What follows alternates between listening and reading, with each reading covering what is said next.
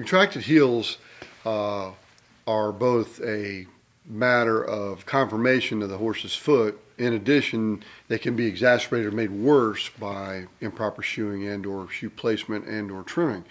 By not opening up the heels or the cleft in the frog itself, what we will see here on the bottom is that the wall will tend to roll in here like this, and you need to open that wall up to allow for expansion. We don't have the entire foot here, obviously, but contracted heel across the base of the navicular or the bottom of the foot will create heel or navicular syndrome type pain, and contracted heels with time can be a very, very problematic and can certainly affect performance overall in the ability of a horse to maintain a certain gait, or at least a real free, fluid gait with time.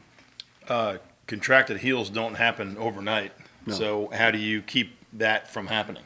Well, obviously proper trimming when they're young, number one, to open up those clefts and allow for expansion of the foot itself, making some frog pressure. Mm-hmm. So it allows for the pump to increase the area, so you increase circulation, this sort of thing.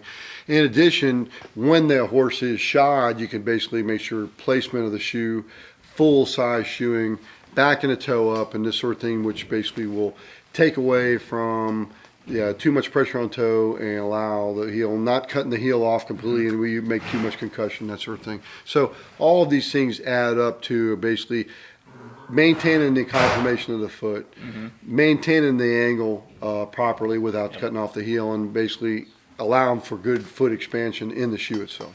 How important is it for a horse to have frog pressure and sole pressure, and how much is too much or how little is too little? And maybe with the showing us on the horse. Well, you're not really going to see it on this, the way you can really appreciate, because this horse really has kind of a flat sole.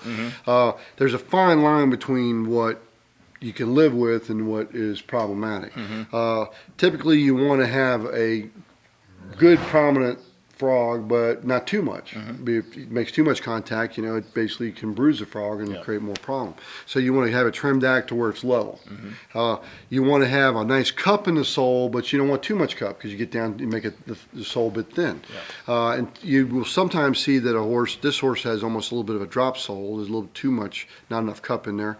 And too much sole contact can create soreness as well. So there's a fine line between what works for you, what's functional, and what's basically creates or hindrance or a problem. So, you want cup, you want expansion, you want a good cleft, you want a prominent frog, but not too prominent, not too dropped, and not too much. Good. As far as that's concerned. Okay.